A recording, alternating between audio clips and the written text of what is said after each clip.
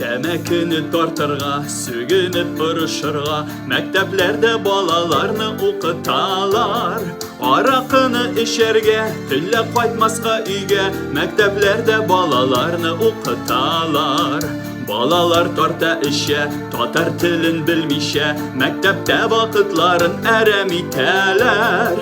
Тағын бір нашар яғы, бестолковый шул йығы, бала психикасын шулай бетерәләр. Алай булгач кардәшләр, нигә безгә мәктәпләр, безнең балаларны алар тик бозалар. Балага өйдә рәхәт, кирәкми шушы мәктәп, мәктәптән балалар псих булып чыгалар. Балага өйдә рәхәт, кирәкми шушы мәктәп, мәктәптән балалар псих булып чыгалар.